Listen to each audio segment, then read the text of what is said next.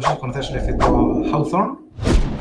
Hawthorne, que es el hecho de que cuando nos estamos siendo observados, mejor, Sí. tenemos a cambiar nuestro comportamiento. Y luego está otra que es la teoría de la facilitación social, que eso también es muy importante conocerlo, porque esta teoría nos indica que nuestro desempeño, cuando dominamos una tarea, nuestro desempeño mejora a la hora cuando somos observados. Los niños y niñas tienen que saber cómo trabajar de manera cooperativa. Hay que desarrollar habilidades sociales. Claro, si empezamos a aprender a trabajar cooperativo y empezamos a tener broncas por todos los lados, es que igual es mejor coger en ese momento y decir, oye, no vamos a dejar el aprendizaje cooperativo, ¿no? Este chico, por ejemplo, estuvo enseñando a hacer mapas conceptuales a sus otros 3 compañeros y fue brutal cómo consolidó ese conocimiento de aprender a hacer mapas conceptuales. El feedback es muy complejo porque yo estoy aquí hablando del feedback nivel docente-alumno, ¿vale? Claro. Pero claro, dentro del feedback comienza desde cuando empezamos a compartir los objetivos de aprendizaje. Exactamente. Y además, cómo debemos compartir los objetivos de aprendizaje. Claro, una de las cosas que se sabe que tiene poco efecto es coger y escribir en la pizarra los objetivos de aprendizaje. Pues,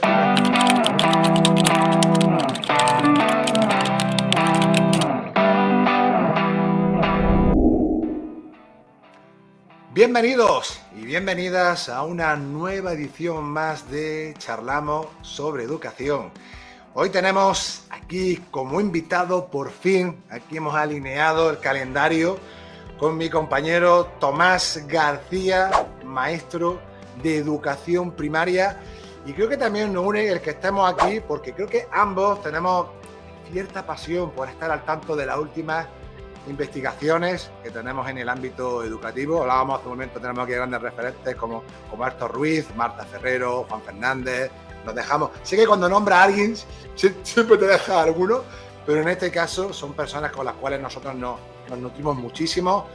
Tomás, aparte, ha participado y ha escrito varios artículos en la revista Digital Educación 3.0 de Julián Palazón, que desde aquí le mandamos un fuerte abrazo. Tiene 2 pendientes aún de publicación y, como decía, una persona que también comparte, que es muy importante, su labor como maestro en el ámbito educativo a través de la red social Twitter, ahora actualmente X, estos nombres que te van cambiando cada X tiempo, y demuestra su compromiso, su pasión, su implicación y, por supuesto, sus ganas de aprender y seguir mejorando con el objetivo, por supuesto, en primer lugar, de estar bien formado y, segundo, de poder compartir con su alumnado y desarrollar su labor de la mejor manera posible. Tomás, aquí son buenos días, que nos escuche tarde o noche. Bienvenido. ¿Cómo estás? ¿Cómo te encuentras? Muy bien, oye, muchísimas gracias por tu invitación. Realmente que me hace mucha ilusión conversar contigo, verte en vivo. Así que muy contento de estar aquí contigo y hablar sobre educación. Y a ver qué sacamos hoy de esta conversación. Esperemos que muchas cosas positivas. Seguro que sí. Además, llevamos ya más de media hora aquí de calentamiento, como digo yo, abordando varias cuestiones. Pero Tomás, si sigue un poquito a la línea del canal, siempre comienzo con esta pregunta tipo, que hago a todas las personas que pasan aquí por el mismo, y es la siguiente. Bajo tu punto de vista, Tomás, ¿qué competencias crees que debe tener un buen o una buena maestra? Wow, esa pregunta tiene tela, ¿eh? Tiene tela. A ver, voy a dar mi opinión. ¿Qué competencias debe tener? Para empezar, debe tener capacidad de análisis crítico sobre su práctica docente. Yo creo que es muy importante analizar el proceso de enseñanza y sobre todo el aprendizaje de nuestro alumnado. ¿Qué impacto de aprendizaje está teniendo nuestras metodologías en nuestro alumnado? Lo que estamos haciendo. Y eso es fundamental, analizar esa parte crítica. Yo soy un poco técnico, me gusta hallar el tamaño de impacto. A veces tengo un Excel, ¿no? Lo saqué del libro de aprendizaje visible, John Hattie. Tengo un Excel para, bueno, pues hago una prueba inicial de, por ejemplo, de lectoescritura. Pues comprensión oral, comprensión escrita, expresión escrita. Y a partir de ahí, pues hago una prueba inicial y luego voy haciendo varias pruebas y voy analizando el impacto, ¿no? Eso es una manera, ¿no? Pero bueno, hay otras maneras. Esa es un poco la más técnica que yo uso y analizar y a partir de ahí pensar qué necesita mi alumnado, qué necesidades tiene, pensar cómo está afectando lo que yo estoy haciendo y cómo puedo mejorar y qué debo cambiar, ¿no?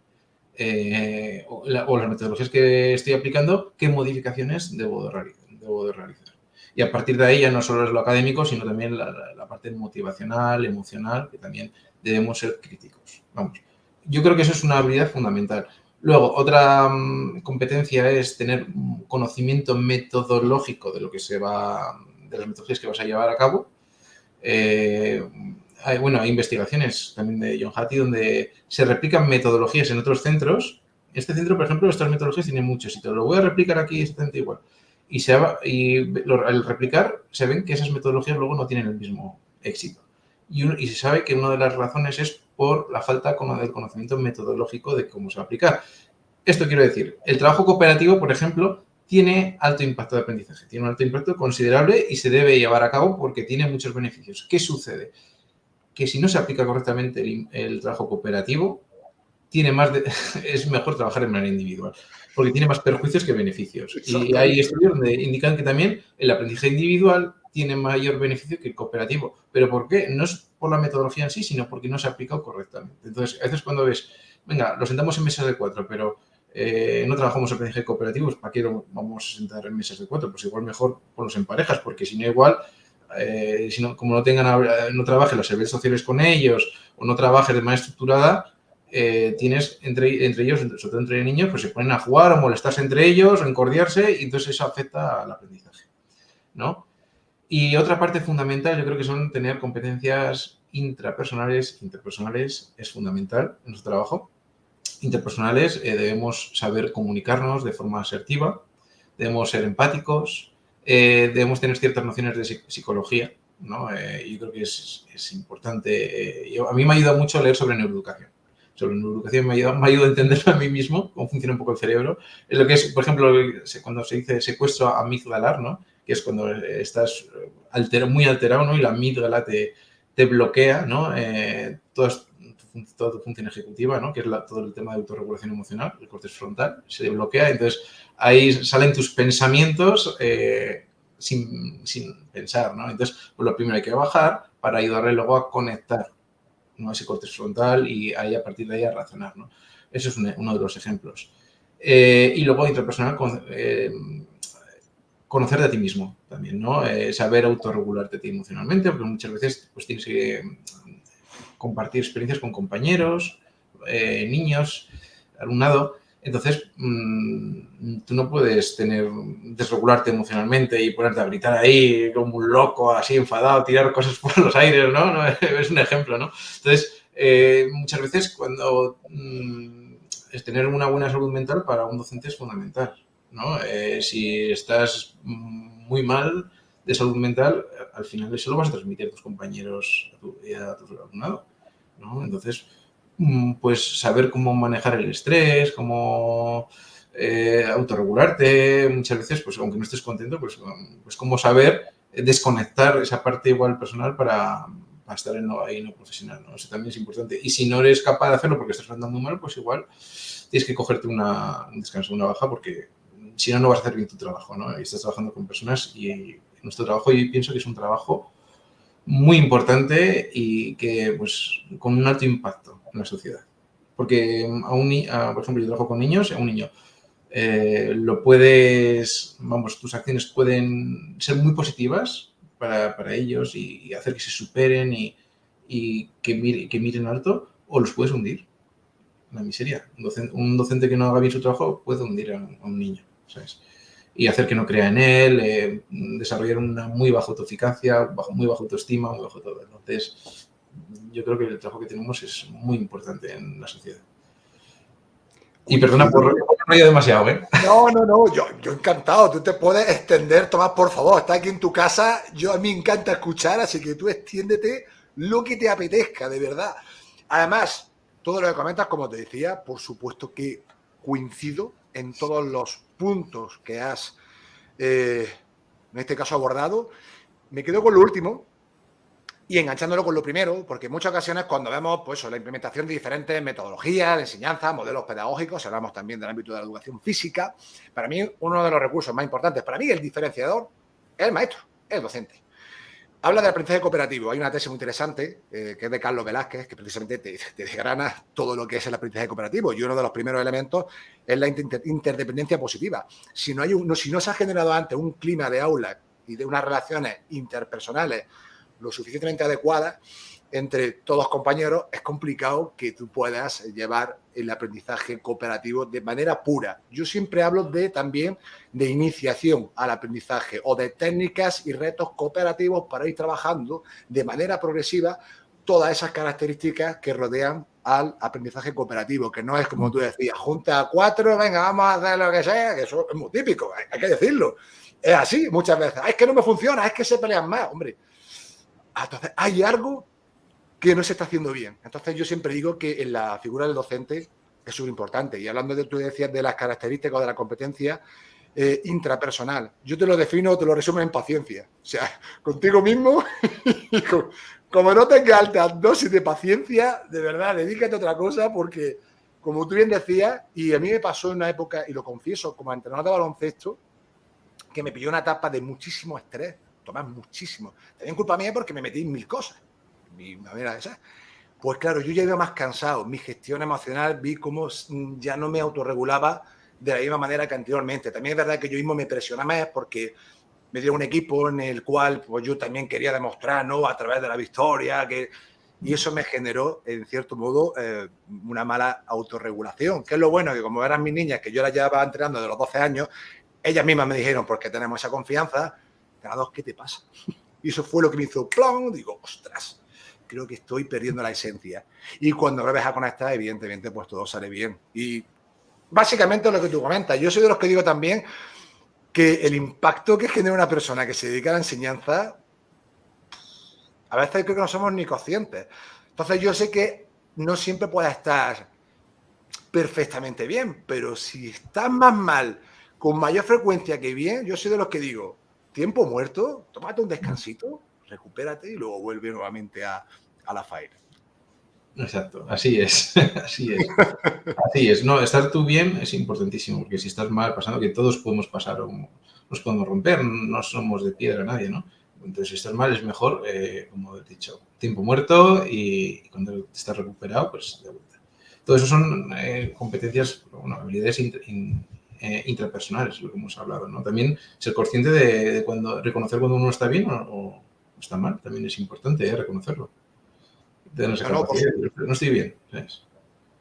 Así que es el primer paso, que muchas veces nos da cosas como que queremos, no todo el mundo, ¿no? Pero aparentar siempre que estás bien o que eres muy duro. Afortunadamente, estoy bien. Hasta el día de hoy no he tenido ningún problema.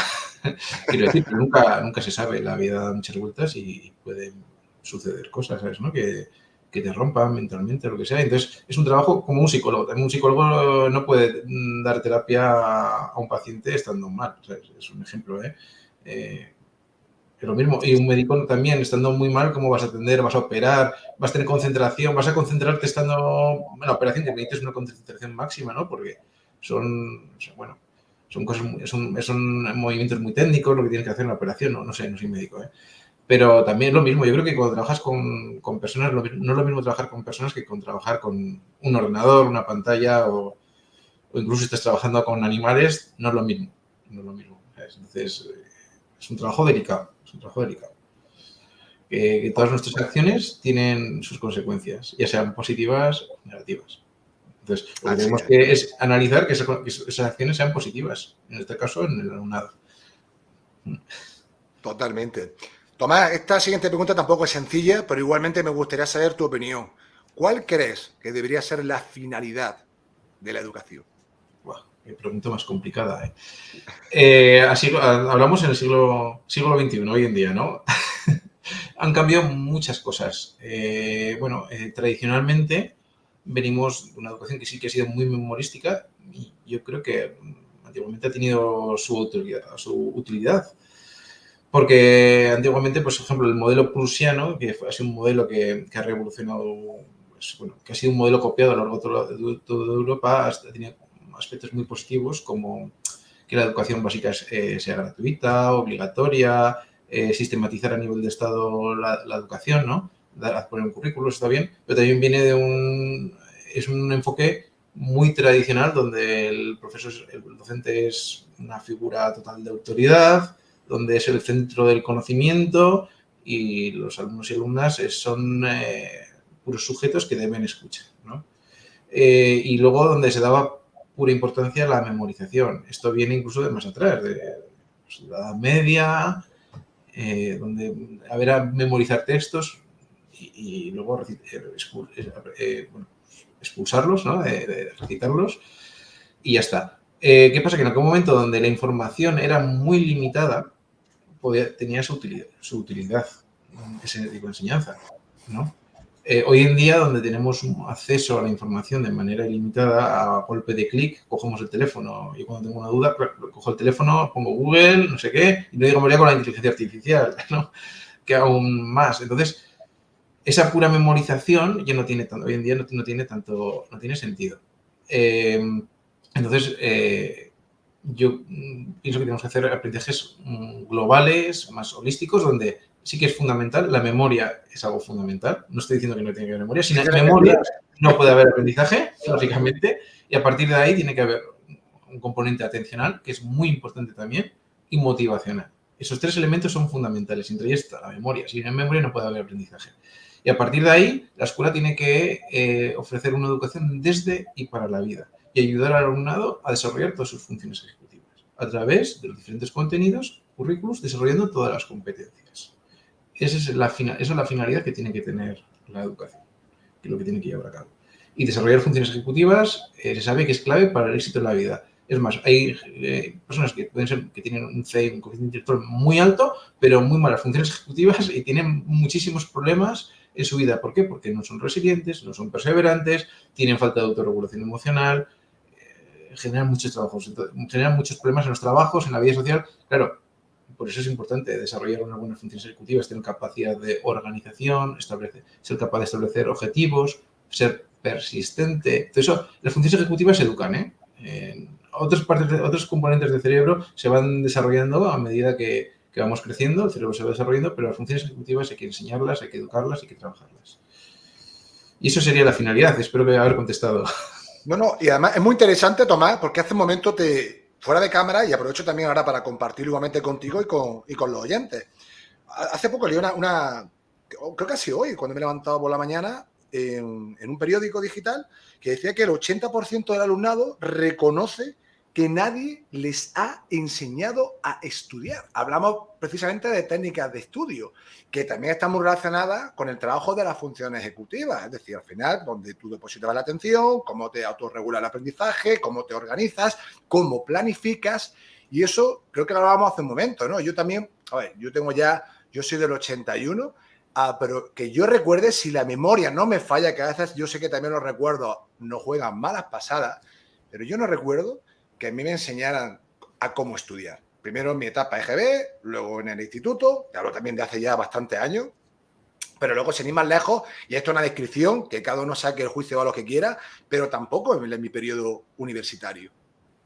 Entonces yo también, nosotros en este caso vas aprendiendo porque tenemos esta curiosidad y bueno, pues hablábamos del libro precisamente de cómo aprendemos, o también de Juan Fernández, ¿no? En blanco, que también te aparece, o cómo educar en la complejidad, que ahí te vienen realmente, ¿no?, las diferentes técnicas de estudio que son más eficaces.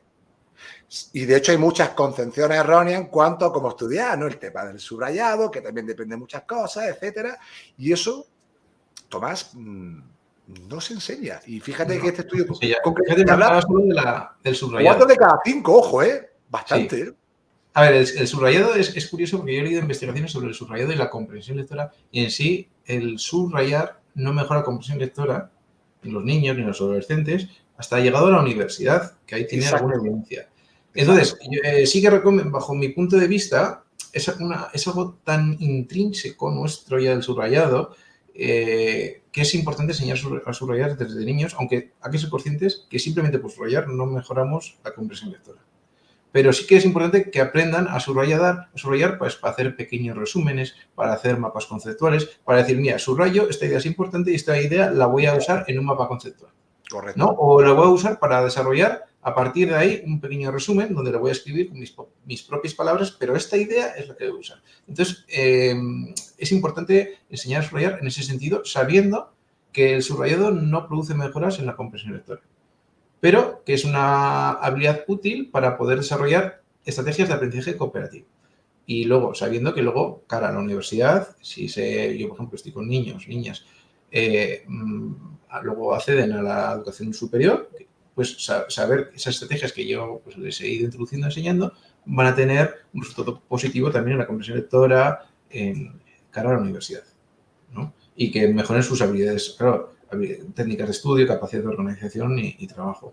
Eso es lo que a mí me interesa, saber que sepan investigar, que sepan buscar información, a partir de lo que buscan, que generen sus propios productos, que aprendan a explicarlo, a decirlo con sus propias palabras, que unan diferentes conceptos, ¿no? Eso es lo que al final lo que permite es aprendizajes significativos. Nos lleva a aprendizajes significativos porque nos permite luego también espaciar un poco el aprendizaje, ¿no? Si relacionamos diferentes conceptos a otros anteriores y volvemos a evocar ese concepto, pues estamos espaciando el aprendizaje y sobre todo lo que dices, enseñarles a autorregular ese aprendizaje.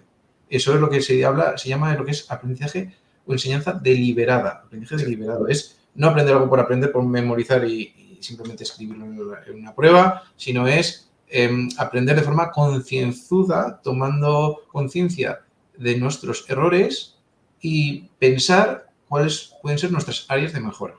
Y ahí entra todo el tema del feedback, ¿no? Esa es la práctica deliberada y luego espaciada, lo que hablamos. Y eso es lo que te lleva luego a aprendizajes significativos. Y eso es fundamental. Entonces son elementos que yo considero importantes porque al final muchas veces yo también leo muchos artículos y siempre utilizamos palabras como aprendizaje significativo, que todos queremos realmente que el aprendizaje sea, bueno, pues lo más significativo y profundo posible. Pero para ello eso se necesita de una serie de herramientas, una serie de técnicas, también de practicar, de ensayo y error, porque no se aprende aquí, por lo menos hasta el día de hoy no nos meten un tubo y ya directamente nos enseñan a comprender bien o a tener una habilidad física determinada. Todo requiere de una práctica y requiere también de un ensayo-error, también de repetir, para alcanzar determinados grados de competencia. Todo eso, evidentemente, con una ensalada bien diseñada en la que se proporcionen, y esto también es muy importante bajo mi punto de vista, las oportunidades que sean necesarias. Ten en cuenta que, y tú también lo sabrás como maestro, que hay los niños y las niñas tienen diferentes desarrollos. Además, ten en cuenta niños de 7 años, pues que les cuesta más al principio pues, escribir o leer un texto. Hay quienes vienen ya sabiendo leer con cierta soltura y también tenemos que adaptarnos a cada una de las necesidades y ofrecer esas herramientas, esos recursos, para que cada uno dentro de sus necesidades, de su proceso evolutivo, alcancen la mayor cota posible de aprendizaje. Y esto, y tú lo sabes muy bien, no es sencillo y requiere, evidentemente, como yo decía anteriormente, paciencia y saber aterrizar todo lo que tú has comentado muy bien en el aula y, por ende, con cada uno de nuestros alumnos. Claro, y lo he comentado. Y lo que digo, por repetir, la memoria es muy importante, ¿eh? Aprender contenidos, tener esa cultura, saber, bueno, el hecho de saber es muy importante. Pero no tanto el hecho de memorizar, yo qué sé, pues como, no sé, cómo hacer la posición para jueces, ¿no? Que igual ellos tienen su importancia, ¿eh? No estoy criticando eso, ¿eh? Pero lo que es memorizar un texto y luego recitarlo, como se hacía pues hace 100 años, pues eso hoy en día no tiene tanto sentido. Porque tenemos información acceso de clic. Antes sí que tenía su sentido, el hecho de memorizar y repetir muchísimas veces, claro, porque el conocimiento estaba en un punto concreto, tenías que ir a una biblioteca, aquellos que tenían acceso, ¿no? Habría gente que no tenía acceso y, claro, y ahí estaba la información que quería buscar. Entonces, el hecho de memorizar no es tan necesario hoy en día, por lo que te he comentado, ¿no? Y hay que desarrollar, es muy importante desarrollar otra serie de habilidades en la educación. Yo ahí coincido contigo y además yo tengo un corte bastante pragmático, creo que viene evidentemente por mi historia de aprendizaje, muy relacionada con, en este caso, baloncesto, la práctica de la actividad física deportiva. Esto yo pongo siempre el ejemplo de, sí, yo puedo saber muy bien cómo lanzar o cómo enseñar a lanzar a canasta, coger el balón de determinada manera, posición del brazo, golpe de muñeca, toque de dedos, índice o corazón, pero si a mí luego no me dan la oportunidad de ponerlo en práctica, de experimentarlo, de sentirlo, de vivenciarlo, muy bien, yo puedo saber muy bien todos los mecanismos, los procesos que lleva a nivel teórico, Pero luego, y esto, tengo bastante disonancia cognitiva, y perdóname que te lo exprese así, no tienes por qué responderme, Tomás, es con el tema también de la oposición, porque también es muy parecido. Te tienes que embutir 25 temas, si hablamos de primaria, memorizarlos, luego 2 horas y media, escribiendo como un Ferrari de Starosa. Luego una exposición, este año en sectorización, media horita, donde tú haces el speech, muy bien, ok, y ya está. Y yo digo, tío, no me han visto trabajar con niños ni interaccionar ni un minuto. Digo, nada más que ya con esos elementos que yo sé que te pueden dar información, yo no lo estoy, ojo, no estoy diciendo que se eliminen, sino que para mí me falta más. Claro, yo vengo del baloncesto y cuando yo tenía mis titulaciones, a mí me han visto. Por lo menos con los niños llevo una sesión dirigida, es decir, esa teoría, ponerla en práctica, porque sabemos que del dicho al hecho hay un trecho, como diría el refrán. Por lo tanto, yo puedo tener una capacidad oratoria muy buena, tener una capacidad de sacrificio memorística excepcional, te aterrizo eso, pero luego a la hora de la verdad, cuando tengo que enfrentarme a la realidad de un aula, a tus compañeros, a las familias y a todo lo que vienen de eso, y hay experiencias en las cuales dices, ostras, ¿qué pasa aquí? ¿No? Entonces son cuestiones que a mí me generan, como te digo, yo sé que es complicado, obviamente, porque he hablado de esto con muchas personas, el hecho de cómo organizas todo eso, ¿no? Para que realmente un tribunal te vea enseñando. Sí, es complicado. Para ver todo 100% es complicado. Yo creo que en la oposición algo puedes mostrar. Algo se puede mostrar, pues bueno, algo... a mí, por ejemplo, yo cuando mi experiencia, porque yo saqué plaza, y mi experiencia ha sido, por ejemplo, para los temas, sí que es verdad que me lo memoricé todo con puntos, comas, sí, fue así. Hasta los conectores no lo sabía. Pero sí que, por ejemplo, había cosas que son, que son técnicas, quiero decir que son, por ejemplo, las fases de la escritura, pues eso sí. Pero, por ejemplo, la parte metodológica sí que yo, pues como me gusta leer sobre educación, lo personalizaba. Y ahí metía pues, todo lo que he leído yo, ¿no? Y ahí, por ejemplo, sí, lo hacía y ahí, pues eso me gustaba. Esa era la parte que más me gustaba, porque era mi parte personalizada, ¿no? Y luego en la exposición oral sí que yo intenté mostrar al tribunal aparte de lo que te piden, ¿no? Un poco relacionar la teoría con la práctica. Y pues mostraba ejemplos que yo realizaba. Claro, muy corto porque yo tenía una hora, entonces hablaba media hora sobre la programación y otra media hora sobre la unidad didáctica. Claro, entonces no te puedes enrollar mucho. Quiero decir, puedes mostrar cosas, pero puedes mostrar pinceladas. Claro. Entonces, pero bueno, intentaba relacionar. Sí que hablaba, pues, por ejemplo, pues, hablaba de la carga cognitiva, reducir la carga cognitiva, sí que mencioné la teoría de autodeterminación y a partir de ahí sí que intentaba decir cómo lo hacía, ¿sabes? Por ejemplo. O claro, la carga cognitiva, un poco pues explicar cómo reducir la carga cognitiva, ¿no? Y luego mostraba pinceladas, ¿no? Pues de instrumentos de evaluación, meter algo de gamificación en la narrativa, pues también alguna pincelada. Intentaba que fuera mío y realmente que la exposición lo hice, por ejemplo, sintiéndola como mía, ¿sabes? ¿No? Que intentaba mostrar lo máximo posible que era mío. Bueno, es más, te voy a decir que la parte de la exposición, al principio estuve muy, muy nervioso y luego disfruté. Es bueno, y me metí en el rollo y...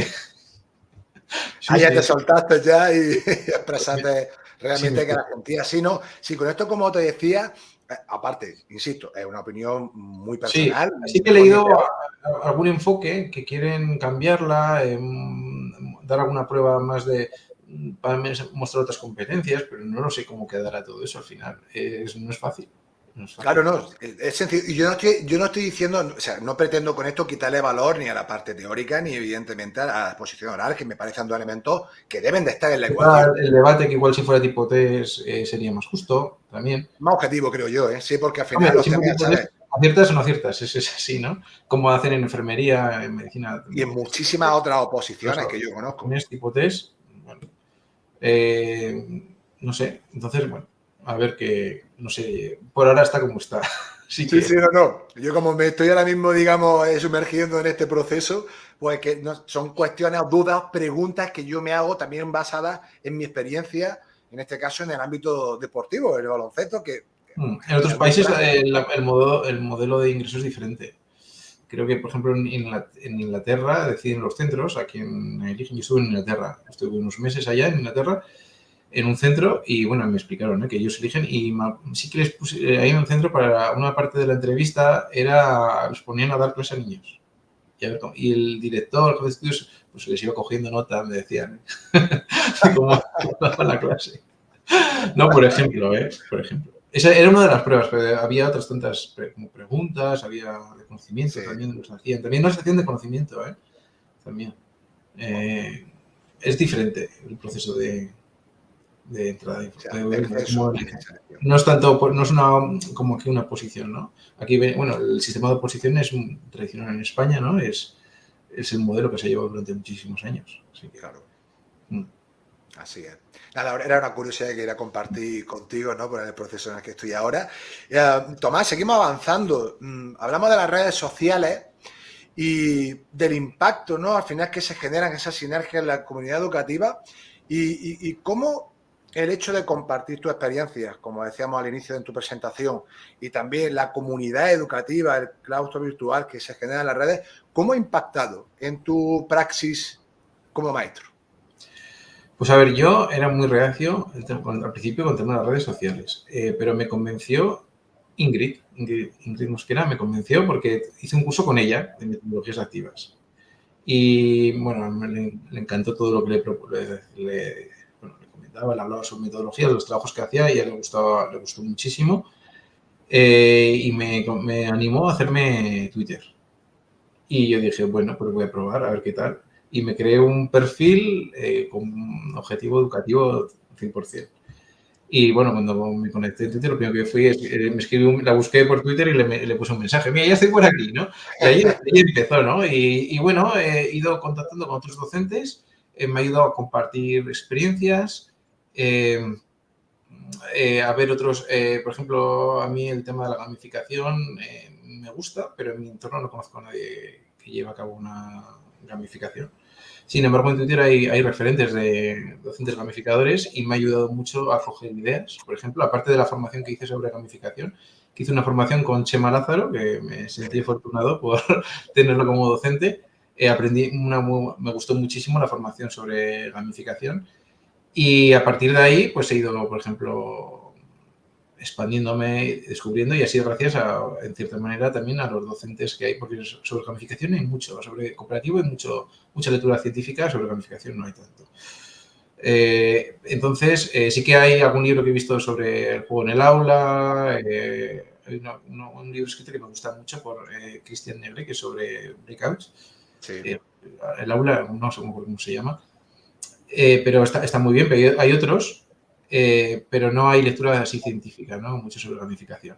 Y ahí, pues, por ejemplo, Twitter me ha ayudado mucho a conocer otros docentes, ponerme en contacto y compartir estas experiencias y proyectos educativos, sobre todo. Aunque sí que veo ahora últimamente un descenso, veo menos. Que la gente, no sé por qué, no sé si son por los cambios que está habiendo en Twitter, que ha habido cambios, pero veo menos gente que como que comparte menos. No sé si tendrás tú esa visión. Sí, bueno, fíjate. No es la única, lo han hecho varias personas, también por eso te pregunto. Es muy bueno lo que comentas porque yo, digamos, publicando y divulgando y compartiendo llevo relativamente poco tiempo. Ponle 2 años. 2 años y poco, 3.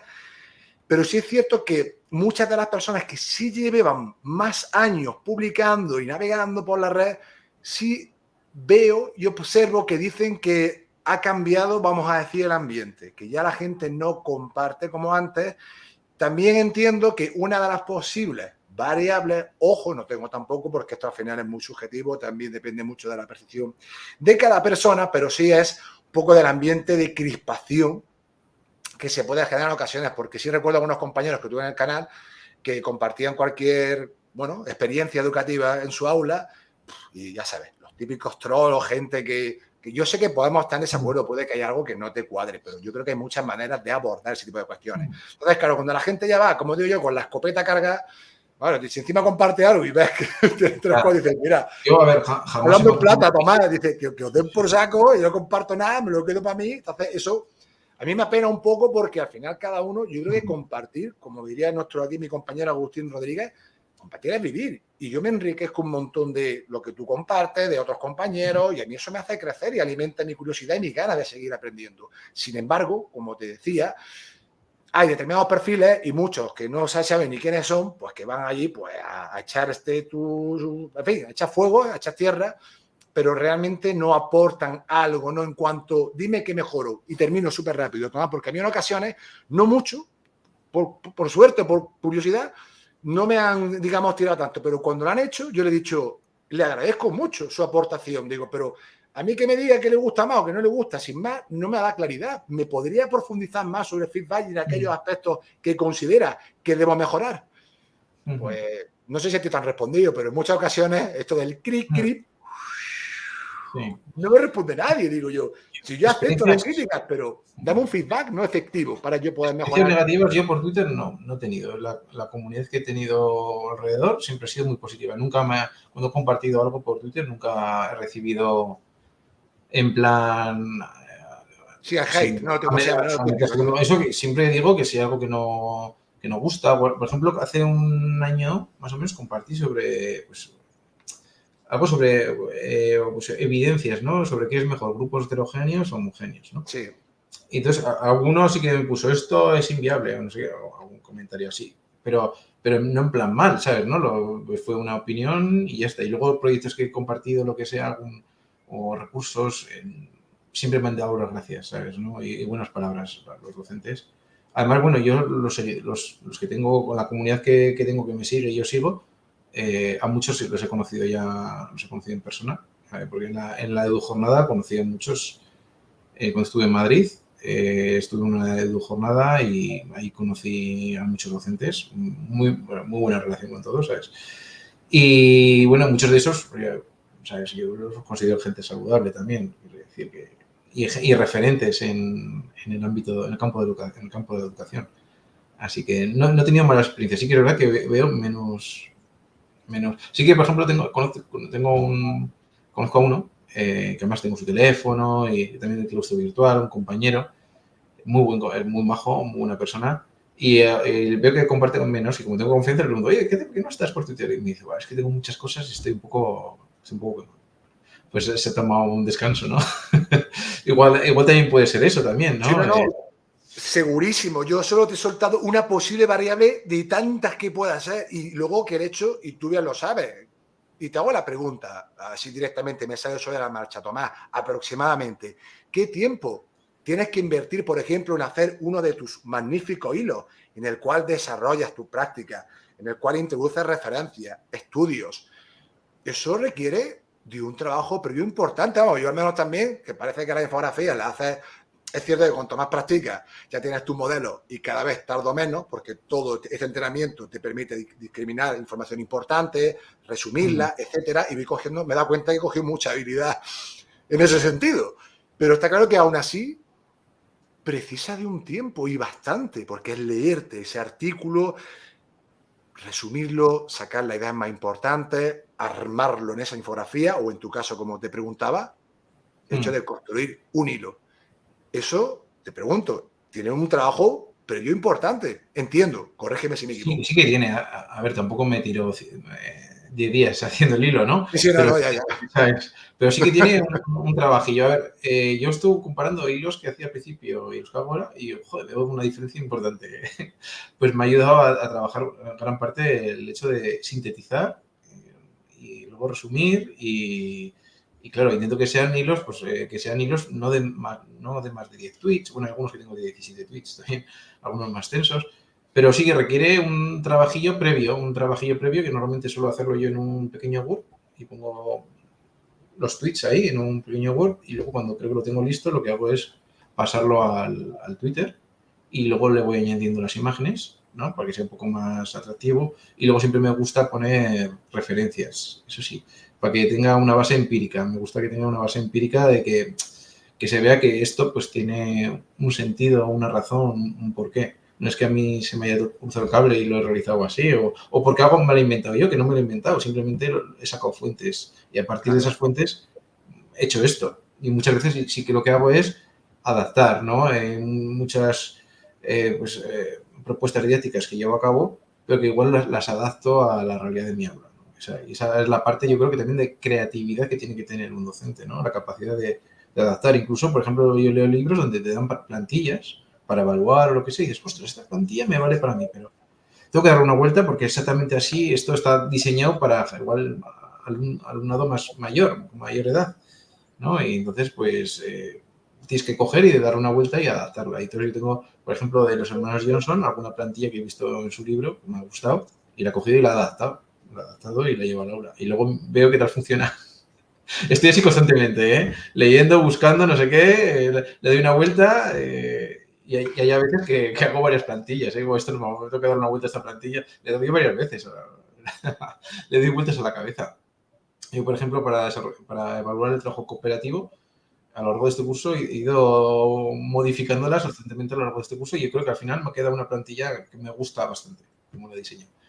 Y la llevaré el año que viene y veré qué tal. Y yo creo que como está ahora, porque he estado dándole vueltas a través de diferentes libros que me he leído, ¿sabes?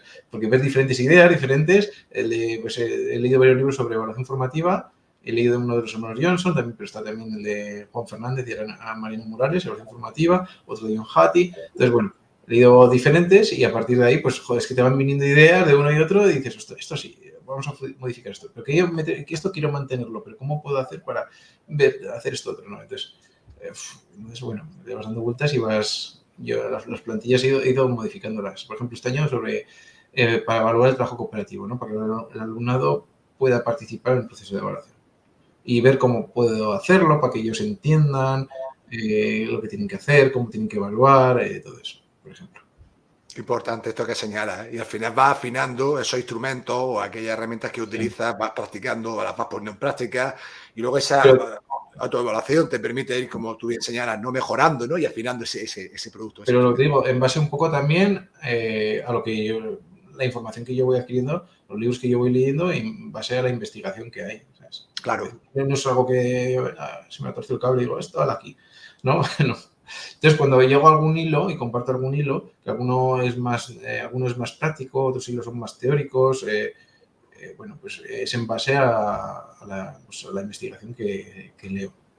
Me gusta compartir, me gusta... Y luego también te voy a admitir que me gusta escribir, también. Te tiene que gustar escribir. Entonces, como disfruto escribiendo también, pues lo hago. Claro, al final lo que hablábamos hace un momento, si algo te motiva y te gusta, lo haces, bueno, sí, entre comillas, no aparente esfuerzo, aunque al final como no son 10 horas, pero fíjate que todo esto que me has comentado, Tomás, son más de 10 horas de trabajo, o sea, me explico, no es el resultado final, es decir, todo ese proceso de leer, adquirir el libro, de sintetizar, de extraer, de volcar, de aterrizar, de probar, de afinar.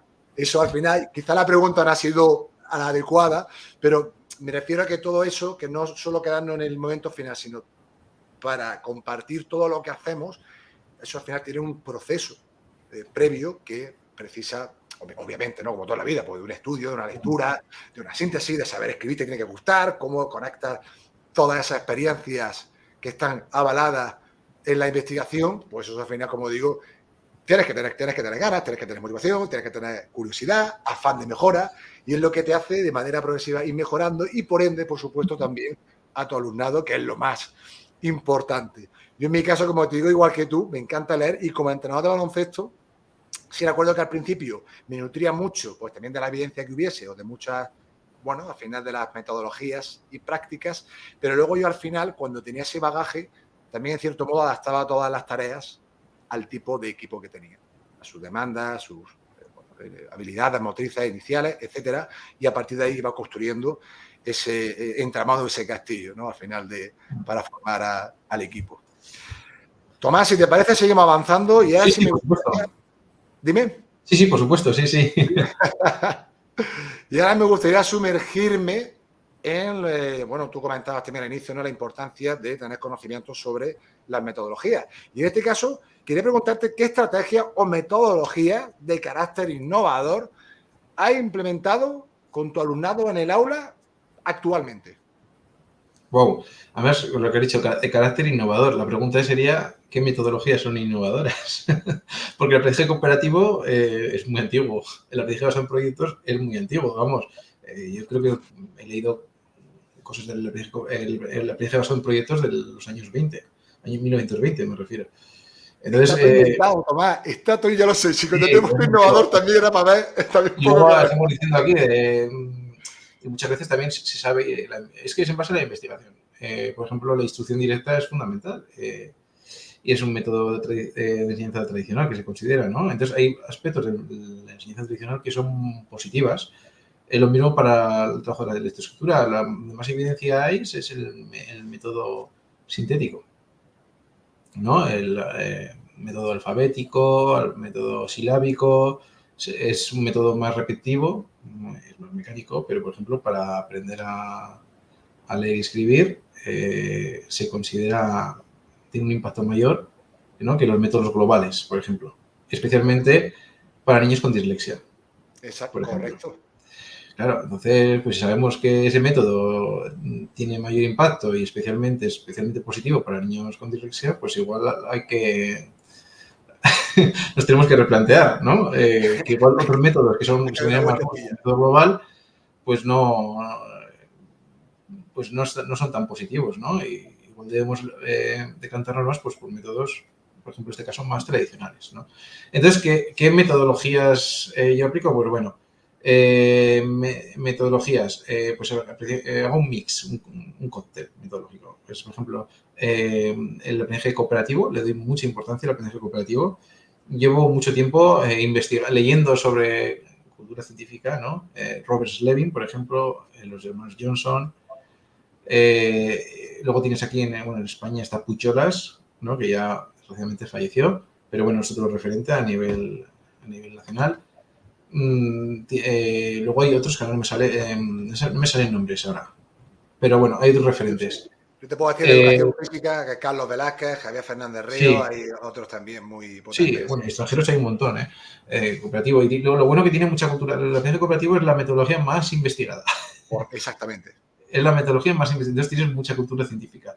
Y especialmente Robert Slavin hizo muchos metaanálisis, John Hattie también tiene metaanálisis sobre el aprendizaje cooperativo, y he leído muchísimo, he ido cambiando, porque yo cuando empecé con mi aprendizaje cooperativo empezaba con estructuras técnicas de aprendizaje cooperativo informal, es como empecé, ¿no? Y a partir de ahí yo he ido investigando, desarrollando, evolucionando, y le doy mucha importancia al aprendizaje cooperativo y siempre estoy reflexionando sobre cómo puedo mejorar la aplicación práctica para llevar a cabo esta metodología, porque sí que es verdad que yo además he detectado que permite atender la diversidad del aula y permite conseguir aprendizajes más significativos. Entonces, claro, tienes que tener, claro, hay muchos factores. Por ejemplo, la parte social. Los niños y niñas tienen que saber cómo trabajar de manera cooperativa. Hay que desarrollar habilidades sociales. Claro, si empezamos a trabajar cooperativo y empezamos a tener broncas por todos los lados, es que igual es mejor coger en ese momento y decir, oye, no vamos a dejar el aprendizaje cooperativo, ¿no? Porque está perjudicando más de lo que está beneficiando. O, por ejemplo, si tenemos niños donde se dedican a copiarse unos a otros, es que el aprendizaje cooperativo está perjudicando ahí.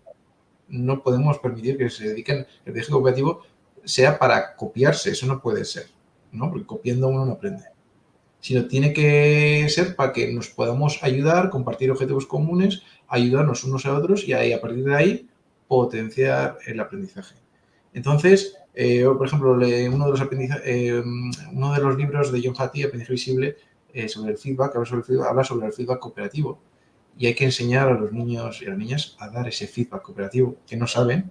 Que enseñar, por ejemplo, que un niño aprender a enseñar no es fácil, es que hay que dar instrucciones claras de cómo deben ser esos procesos, ¿no? Igual que se debe enseñar también cómo se debe dialogar y conversar.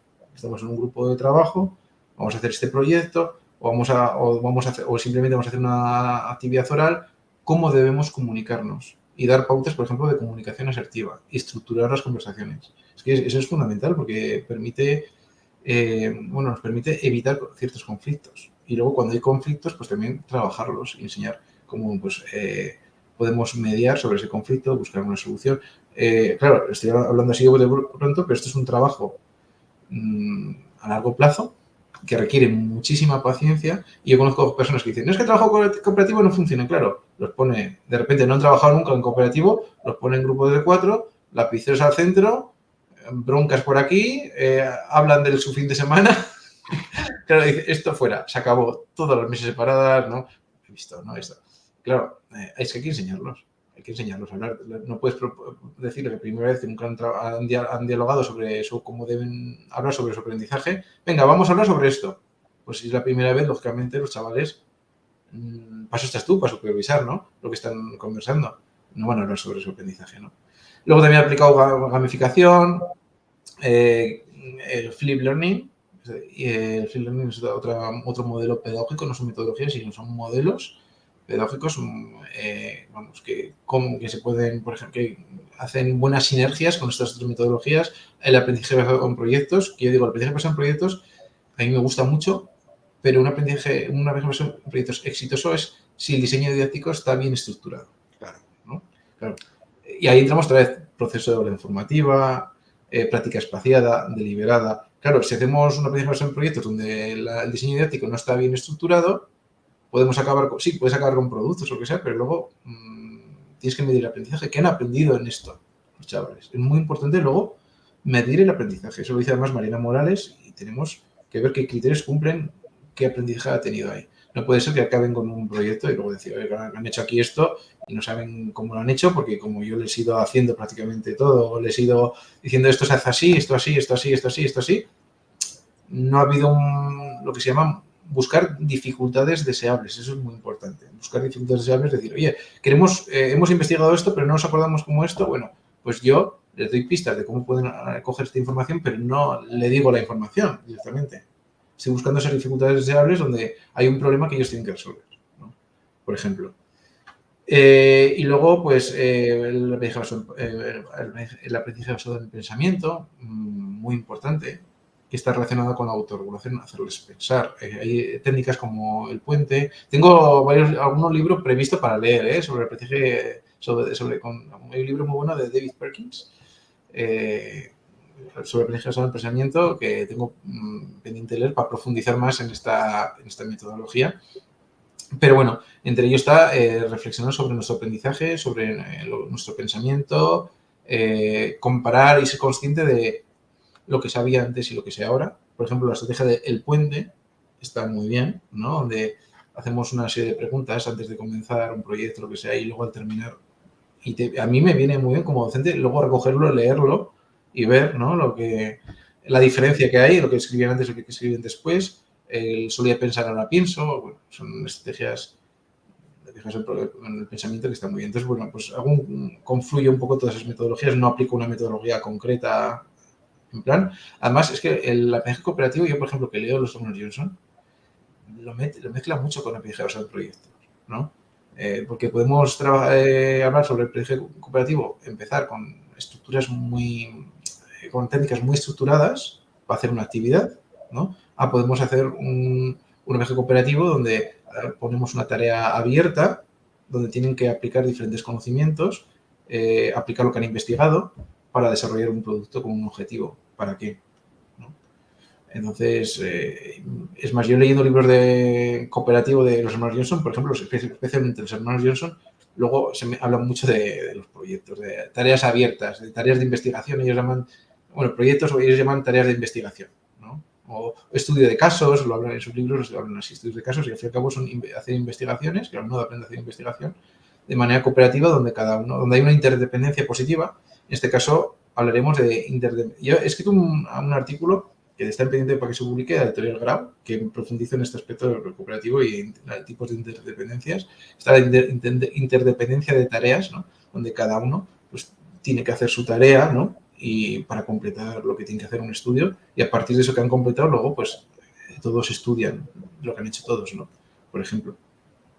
Que no es cada uno hace su tarea y ya está, sino que todos aprendemos de lo que tú y yo investigamos sobre, no sé, gente, sobre la motivación, ¿no? Hacemos un trabajo sobre la motivación.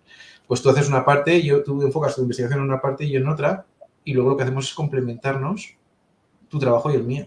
Y creamos un solo producto donde yo aprendo de lo que has investigado tú y tú aprendes lo que he investigado yo. En ese caso, estudio de casos que habla los hermanos Johnson. Y por ahí van también lo que son proyectos muy parecidos, ¿sabes?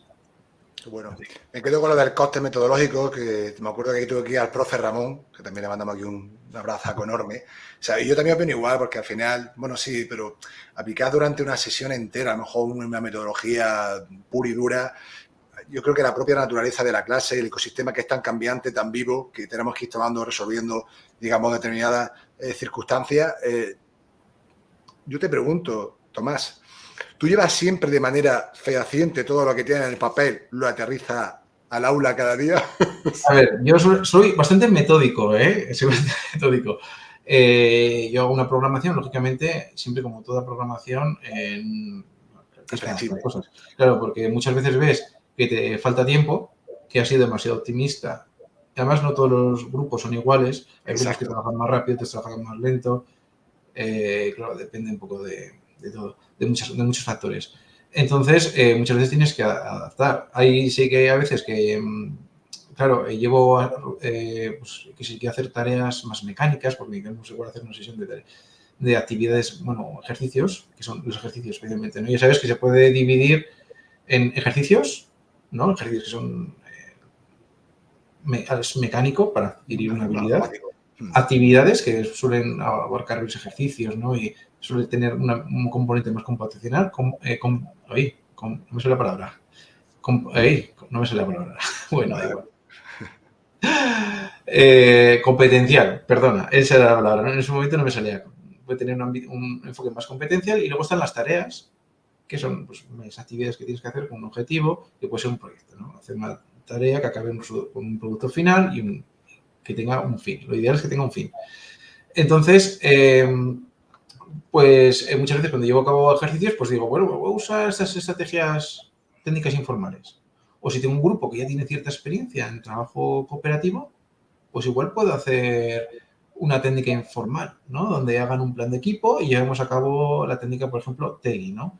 TELI, trabajo individual, logro grupal, ¿vale? Que está desarrollada por Robert Slavin, por ejemplo. Aquí tienen que hacer un plan de equipo, donde tienen que especificar qué actividades tienen que hacer, qué ejercicios tienen que hacer cada uno. Puedes hacer actividades multinivel perfectamente, con diferentes actividades, con diferentes ejercicios, con diferente nivel, según las necesidades del alumnado. Y a partir de ahí, pues van completando el plan de equipo. Eso también sería trabajo en equipo, ¿no? Y sería una técnica formal donde estás dando mucha autonomía y tú estás supervisando el funcionamiento de los diferentes equipos. Incluso puedes llegar a decir, venga, ¿cuándo tenemos aquí una prueba escrita? Hacemos una prueba escrita, consiguen una puntuación y luego esa puntuación, pues bueno, pues puede sumarse al equipo como tarea final, ¿no? Como ejercicio final. Y luego o puedes decir con grupos con muy poca experiencia cooperativa donde dices, bueno, técnicas informales, esto voy a hacer estos ejercicios, va a durar 20 minutos y lo vamos a hacer con cabezas numeradas, lápices al centro, el 1, 2, 4, dependiendo cómo quieres atender a la diversidad, ¿no? Puedes hacerlo de una manera u otra. O incluso si tiene muy poca experiencia, y me gusta mucho, y esto lo propone Francisco Zaricuey, cuando tienes alumnos y alumnas que no están habituados al proceso cooperativo, que son parejas de 4. Hoy parejas de 2. No, me llama parejas de 4, perdón. Parejas de 4. Tú los pones en parejas y lo que trabajas con ellos es lo que llaman la interacción promotora, ¿no? Que aprendan a dialogar. Y a partir de ahí, por ejemplo, puedes hacer diferentes técnicas informales donde en vez en cuando puedan darse la vuelta para dialogar con el compañero de atrás. Entonces, por eso se llaman parejas de 4, porque son parejas que tienen ciertos momentos, cuando tú ves que ya van adquiriendo esa responsabilidad y esa capacidad de diálogo, claro, que puedan interaccionar con los otros. Y a partir de ahí ya pasaríamos a los grupos de 4. ¿No? Esa fórmula que propone Francisco Zaricuey en su libro me gusta muchísimo, el tema de las parejas de 4 para iniciar al alumnado en el aprendizaje cooperativo. Empezamos con pareja, trabajo individual y parejas. A partir de ahí que se ayuden que aprendan a dialogar y ayudarse en la pareja, y pues vamos a empezar a introducir pequeñas técnicas, mismo lápices al centro, donde primero dialogan con los de atrás y luego hacen la actividad de forma individual, ¿no? Por ejemplo. Porque la base del aprendizaje cooperativo es que aprendan a dialogar, es que eso es la base. Claro, al final establecer acuerdos, tomar decisiones, etcétera. Eso al final, bueno, como en toda, entiendo yo también, una relación interpersonal. Sí, eso aprender a enseñar. A un niño pequeño, yo tengo a los niños, ya por experiencia, le dices, enséñale a tu compañero, toma, eso es, copia. Claro, entonces hay que especificar, es decir, hay que dar pistas. ¿Y qué es dar pistas? Yo hago un modelo, como un modelo, ¿vale? Joder, y tú es brutal lo que aprende un niño cuando aprende a enseñar, él aprende una barbaridad. Yo, por ejemplo, he usado, para aprender a hacer mapas conceptuales, uso la técnica mapa conceptual a 4 bandas. Es una técnica brutal, porque permite reducir la carga cognitiva, tanto intrínseca como relevante de la actividad. Entonces, hay niños, claro, que cogen y aprenden a hacer mapa conceptual mucho más rápido que otros. Pues, claro, porque tienen más conocimiento previo, o más habilidad, ¿vale? Depende. ¿Qué pasa? Yo tenía un grupo, es una pasada, hizo su parte del mapa me acuerdo que en 8 minutos. Yo le dije, qué brutalidad, qué rápido es el primero que acabo. Y le dije, pues bueno, pues ahora esto que has aprendido y que has hecho con tu parte del mapa, que lo has hecho muy bien, vas a guiar a tus otros 3 compañeros. Y lo que vamos a hacer es, les decía así, vas a fortalecer tu capacidad de hacer mapas conceptuales. Porque ya no solo vas a aprender a relacionar la parte del texto que tienes que era tu trabajo, sino vas a aprender a relacionar otros textos de otros tus compañeros, porque también te lo vas a tener que leer, te lo vas a tener que aprender, porque también te lo tienes que aprender. Y no solo eso, sino no vas a coger y decirle a tu compañero, pon la línea aquí, escribe esto. No. Vas a darle pistas. Y yo me sentaba con él y estuve modelando cómo se tiene que dar pistas, decirle a un compañero, mira, primero léetelo tú, te lo vas a leer tú, le decía yo, te lo lees bien. Ahora con tu compañero te vas a poner y vas a darle pistas de por dónde cree que tiene que poner, en qué nivel está esta idea, sí, porque claro, en un mapa conceptual hay varios niveles, ¿no? La más general o la más concreta. Pues, ¿en qué nivel estaría? En el primer nivel más general, segundo nivel, piénsalo bien. Pues ahora le vas a dar pistas tú a tu compañero. ¿Cómo le vas a dar pistas? Vale, pues le vas a señalar donde es subrayado. Le vas a decir que le vas a dar pistas y hazle pensar a tu compañero. ¿En qué crees que esto sería? ¿Esto sería una información muy general? Si no lo sabe, dale más pistas. A ver, ¿qué es la información muy general? El título, vale. Luego, un subtítulo, vale. ¿Y esto dónde iría? Aquí. Pues de esa manera, haciéndole un poco pensar sin que le diga. Y eso también hay que enseñarlo. Este chico, por ejemplo, estuvo enseñando a hacer mapas conceptuales a sus otros 3 compañeros y fue brutal cómo consolidó ese conocimiento de aprender a hacer mapas conceptuales. Era uno de los niños que yo creo que sería capaz de hacer su propio mapa conceptual. Sin la técnica de 4 bandas, sería capaz de coger el texto y hacer su propio mapa conceptual. Sí, por ejemplo. Perfectamente. Es un ejemplo, ¿eh? No, aquí el ejemplo ha sido fantástico y además esto casa también con una de las preguntas que tenía aquí pendiente, que es sobre el feedback. Aquí ya precisamente has dado el ejemplo. Yo creo que esa es la mejor explicación. Más tanto hablar de qué teóricamente qué es feedback, qué tipo de feedback, cuándo, cómo, por qué, para qué. Yo creo que en este ejemplo lo has... Podemos hablar del feedback muchísimo. Sí, explícitamente. Fíjate que es muy interesante porque también la siguiente cuestión que quería preguntarte también era, hablando de la evaluación, ¿no? Es decir, cómo realmente evalúas la efectividad de todas las prácticas que nos estás llevando, bueno, que nos estás contando, ¿no? Y que estás llevando a cabo con tu alumnado, ¿no? Sería también una de ellas que, bueno, cuéntanos un poquito, aunque sé que esto nos daría para casi otro programa entero, pero danos ciertas pinceladas de, bueno, qué técnica utilizas, instrumentos. A ver, el feedback es muy complejo porque yo estoy aquí hablando del feedback nivel docente-alumno, ¿vale? Claro. Pero claro, dentro del feedback comienza desde cuando comenzamos a compartir los objetivos de aprendizaje. Exactamente. Y además, cómo debemos compartir los objetivos de aprendizaje. Claro, una de las cosas que se sabe que tiene poco efecto es coger y escribir en la pizarra los objetivos de aprendizaje. Voy a escribir aquí en la pizarra todos los objetivos de aprendizaje. No. Hay que hacerlos reflexionar y hay que hacerlo con ellos. Pues, por ejemplo, hay ciertos objetivos de aprendizaje que se pueden adquirir haciéndoles reflexionar, evaluando un ejemplo. Por ejemplo, una tabla tiene que poner lo que creen que han hecho bien, en este caso un visual thinking, por ejemplo, qué aspectos positivos tiene, qué aspectos de mejora tiene. Lo mismo un texto, analizar el texto, analizar las partes de ese texto, conectores, ¿qué conectores usa este texto? O poner un mal ejemplo, es decir, decir, mira, vamos a analizar ese texto y donde falta un montón de conectores, hay falta de ortografía, ¿no? Que aprendan a analizar. Luego, los objetivos descontextualizados están bien, están mejor que decir contextualizados. Por ejemplo, yo quiero que hagan, por ejemplo, sobre unas vacaciones, ¿no? Vais a hacer un póster para publicitar un hotel, ¿vale? Pues en vez de coger y decir, busca el lugar, ¿sabes? Busca, pues si va a ser una playa, pues busca una playa que sea bonita, hace este tipo de letra. Pues en vez de coger y decir tan concreto y tan contextualizado el objetivo, muchas veces decir, venga, vamos a buscar información importante sobre las características, ¿no? Sobre las características del lugar que vamos a estar. buscamos diferente tipología de letra. Fíjate, es que decir buscamos o decir tenemos que hacer diferentes tipologías de letra es establecer un objetivo que es descontextualizado porque es que tipología de letra te vale también para hacer un visual thinking. Efectivamente. Es que yo, por ejemplo, que he estado haciendo, hemos estado haciendo diferentes situaciones de aprendizaje y el alumnado ha creado este año diferentes productos, yo les decía, buscamos diferentes tipologías de letra. Lógicamente, los chavales que tenían de cuarto no sabían lo que era tipología de letra, les tenía que enseñar lo que significaba tipología de letra y les mostraba ejemplos de diferente tipología de letra. ¿No? Claro, hay que mostrar ejemplos y eso.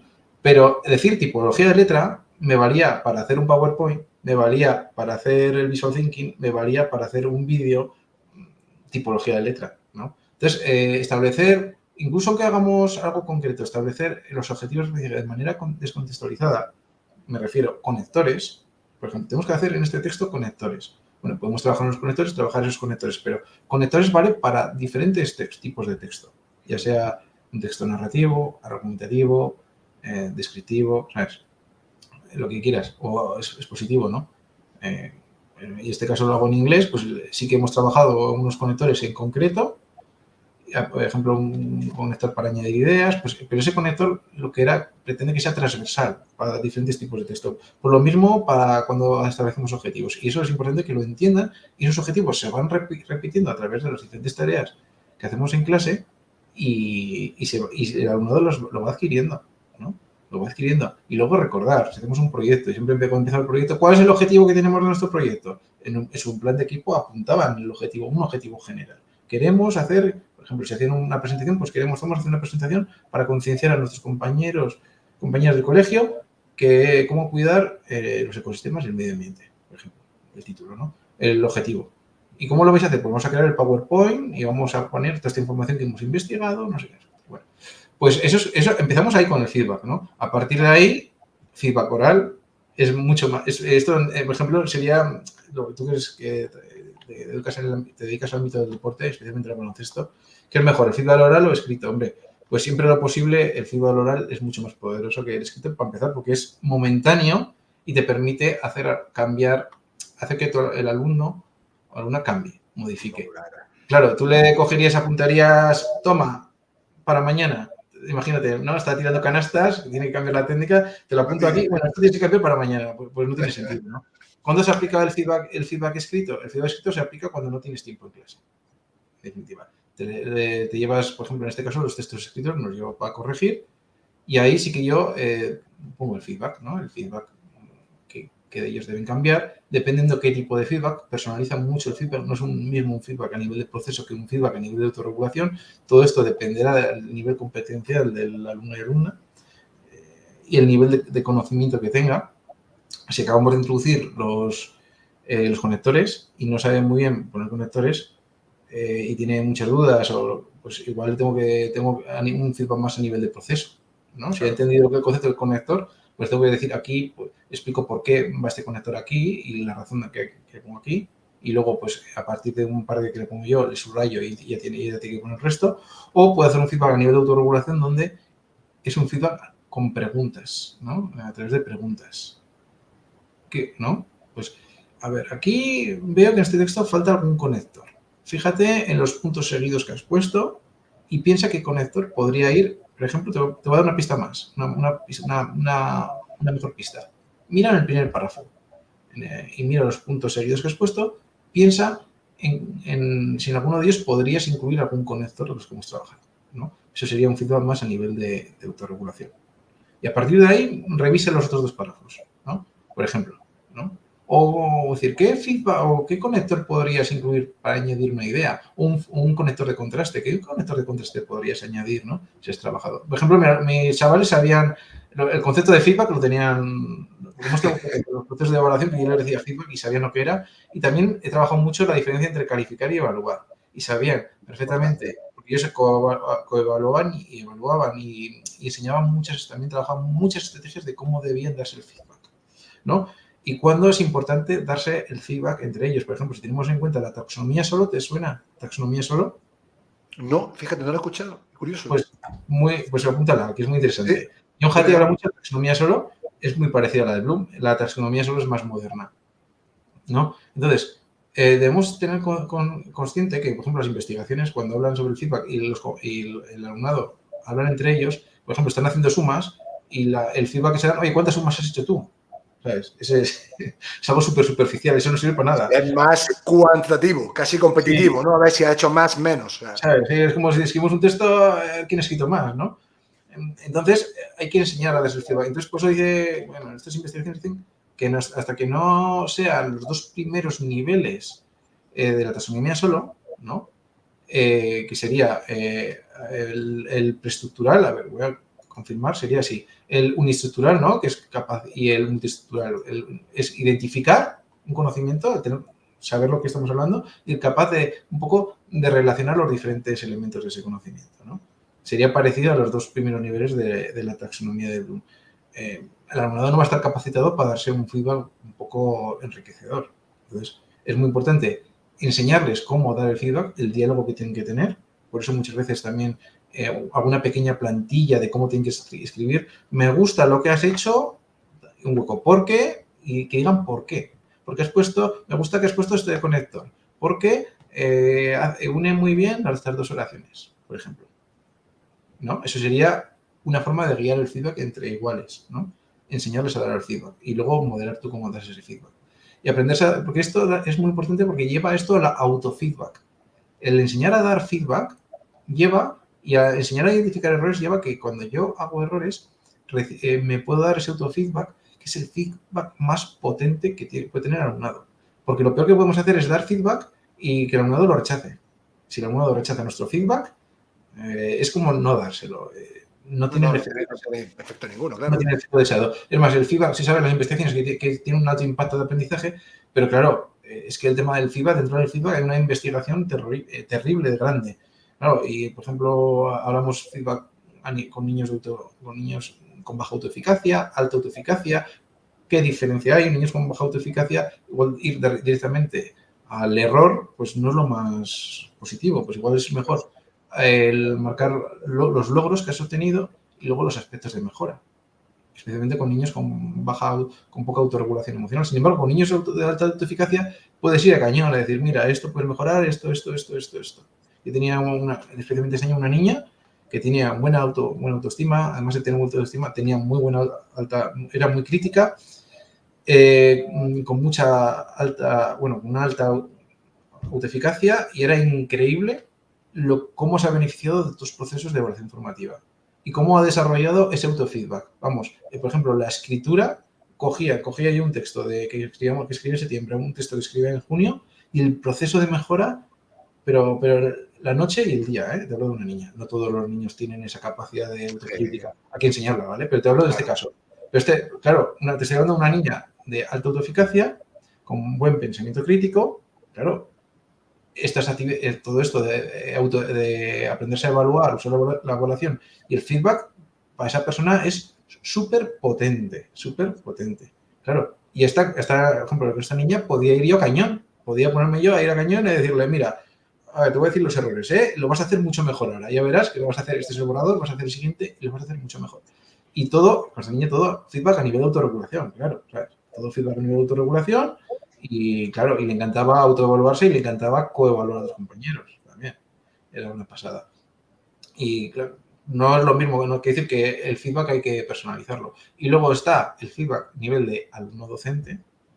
¿Cómo consigo yo ese feedback? A mí me gusta, por ejemplo, realizar cuestionarios Likert. Los cuestionarios Likert lo habla mucho los hermanos Johnson. Y me gusta conjugarlo muchas veces algunas preguntas con los 7 climas de la clase que establece también John Hattie. Y a preguntas, por ejemplo, si sientes que en esta clase cada día se aprende más, los conflictos que hay en clase, si sientes que tu docente se preocupa por ti. Las 7 Cs de John Hattie lo midió John Hattie a través de cuestionarios, porque vio que había docentes que conseguían mayor impacto de aprendizaje y otros docentes que conseguían menor impacto de aprendizaje. Y hizo un análisis un poco para analizar si el clima de la clase tenía impacto. Claro, y entonces hizo preguntas de lo que pensaban el alumnado sobre su clase, sobre la clase, el ambiente de la clase y sobre su docente. Claro, todos los percentiles altos estaban como con que el docente, siento que mi profe se preocupa por mí, siento que cada día se aprende más, siento que hay un buen ambiente para poder concentrarme para trabajar, ¿sabes? Siento que tenemos que hacer lo que tenemos que hacer, ¿no? Y luego otra pregunta, por ejemplo, como he hecho yo como una gamificación relacionada sobre la narrativa de Avatar, y yo pues veo que ha tenido mucho éxito en la motivación del alumno, les ha gustado mucho, tanto el proyecto que hemos hecho como la narrativa. Ha tenido mucho éxito, pues también hago preguntas sobre pues, si les ha gustado, si no, si les gustaría, por ejemplo, estudiar a través de Avatar 2, ¿no? Eso es feedback hacia el alumnado. Y luego está el feedback de las familias. Este es también muy importante. Yo hay varios ejemplos muy interesantes que yo, por ejemplo, además te comento que estuve en una escuela de Inglaterra y la sigo por Facebook, porque ellos por Facebook comentan cosas. Y de este libro, y esto lo hacen en diferentes escuelas en Inglaterra, que además viene, porque claro, mucha investigación que ha hecho John Hattie y su libro está escrito en base con otra investigadora, Clark, en el Reino Unido. Y una de las formas de dar feedback a las familias es grabando vídeos. Se graba vídeos el profesor o profesora explicando lo que han enseñado, cómo lo han enseñado, y no solo eso, sino también a los chavales les graban para que expliquen lo que han aprendido.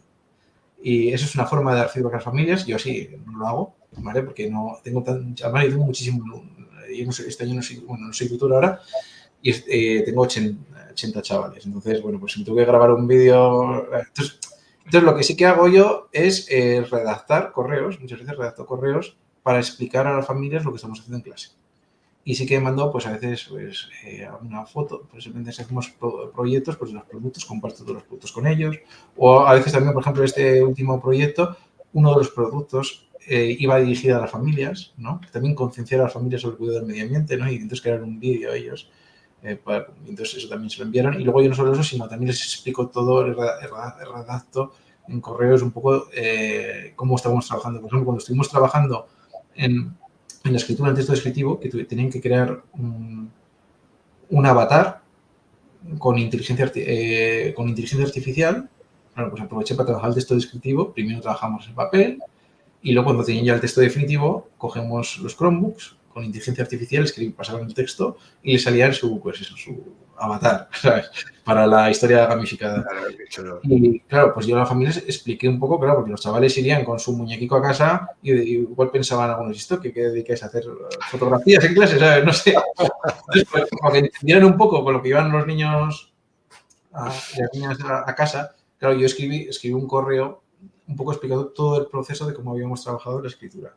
Y no solo eso, sino también mandé algunas fotos de los textos definitivos que hicieron, pues estaban los chavales, les encantó. Disfrutaron escribiendo una barbaridad, Antonio? ¿No sabes? Que he tenido, estos niños han estado escribiendo y dicen, es que es un rollo, pero es que de verdad, que han estado disfrutando. Es más, uno de los proyectos finales era escribir una carta a la dirección. Y teníamos que hacer diferentes situaciones de aprendizaje, que terminaban diferentes productos, y uno de ellos era escribir una carta a la dirección. Explicando un poco lo que habíamos aprendido y con las diferentes propuestas y por qué. Y he tenido grupos de trabajo que han querido escribir la carta y han disfrutado escribiendo la carta. Entonces, y escribiendo su avatar, su personaje, disfrutaron una barbaridad. Entonces, claro, yo mandé fotos de algunas producciones que hicieron, así a modo un poco grosso, no puedo hacer fotos de 80, ¿sabes? ¿No? Sí que les dije que si querían llevar el texto definitivo podían llevarlo a casa, pero un poco que lo trajeran de vuelta para luego guardarlo en el portafolios. Que ese portafolio son todas las evidencias que el alumnado va consiguiendo y luego al final de curso lo encuadernamos y se manda para las familias, también para que vean. Ese es un poco también el feedback que yo doy. Pero sí que hay otros, por ejemplo, entrevistas compartidas, alumnado y familias. En algún centro también he leído que hacen otros colegios, por ejemplo, que el alumnado prepara una pequeña presentación donde en vez de tener la tutoría tradicional, profe, familia, ¿no? Lo que hace es, pues el alumnado está en parte de esa entrevista explicando un poco lo que ha aprendido durante el curso y se prepara una pequeña presentación. Hay alternativas o coger el portafolio y explicar lo que más le ha gustado, ¿no? Esa es otra alternativa. Pero yo no soy tutor, yo eso no lo hago. Y luego también, lo que te digo, también estas estrategias les puedes llevar a cabo teniendo un poco en cuenta la cantidad de alumnos que tengas. Si estás en una escuela rural con 15 chavales, que también estoy de acuerdo, es mucho más fácil organizar 15 entrevistas con los niños Claro, si tienes, no sé, pues 30 entrevistas o 25 entrevistas, pues igual es más complicado organizar todo eso. ¿Vale? Entonces, bueno, pues depende. Claro. Aquí está abriendo el melón de la ratio, tanto que se habla, porque al final, si quieres dar una atención de calidad, pues claro, si tienes 80, 100, 120 escuchado yo, claro, llevar a esos procesos o aterrizarlos, ya no es que uno no quiera, es que ya humanamente dices, ¿de dónde saco el tiempo? O sea, Sí. si dedica Lo mismo mucho tiempo a eso, lo vas a mismo tener para que eso dejar personalizado, me cuesta, ¿eh? otras cosas de Hay lado. estrategias de feedback para pues, dar feedback grupal, por Sí, ejemplo, establecer un documento con fallos comunes y darle al alumnado, ¿sabes? El problema de cuando das, también cuando das feedback grupal es cuando el alumnado piensa, o parte del alumnado piensa, que esto no va conmigo. Claro, Este es el otro exacto, y problema. eso nos ha pasado a todos también. Yo es que por Sí, eso que está muy bien, pero también veo fallas, pero porque yo lo he vivido también como alumnado cuando no lo aplica conmigo. Yo en mi caso, es verdad que, bueno, en el cole, cuando estuve de práctica y demás, sí es cierto que, bueno, yo me gustaba mucho hablar con los padres. Yo utilizo mucho es cierto, la grabadora, con fines pedagógicos, obviamente. Te hablo de educación física, que también, como te he dicho anteriormente, es más visible, pues ya ves el niño cómo va mejorando, cómo participa en las diferentes actividades y tareas. Y a mí es algo que utilizo, incluso la grabadora, si quiero, no sé, recoger alguna evidencia de la que estoy viendo en clase, ya sea a nivel, bueno, pues de participación, de cómo cooperan, cómo resuelven los determinados conflictos, cómo llevan a cabo el contenido, pues si estoy trabajando malabares, estoy trabajando la comba, un deporte alternativo, etcétera. Sí tengo ese registro que yo utilicé al menos en mis prácticas. Y luego, como entrenador de baloncesto, claro, es que mi ratio es más pequeñita, son 12, 15 como mucho. Entonces ya. sí puedo hacer eso. Todo esto que tú comentas sí lo he hecho, pero claro, cuando ya te vas, como en tu caso, a 80, es cierto que hay estrategias, pero llevarlo de esa manera tan fina, tan pura y tan exacta, faltan horas en muchas ocasiones. Y más que horas, es que si inviertes todo ese tiempo en hacer eso, también te puedes dejar otra cosa, como digo yo, en el tintero. También te En voy a decir el cualquier... tema de la ratio, porque hay investigación sobre el tema de la ratio. Y hay investigación que dice que el tema de la ratio no hay mayor impacto en el aprendizaje simplemente por bajar el número de chavales en el aula. ¿Eh? Sí, eso Hay lo he visto investigación. yo. Y lo Y entiendo, a ver, pero sí que es verdad pero que yo he trabajado por ejemplo, en escuelas rurales y que un chaval con 10, 12 es una diferencia brutal.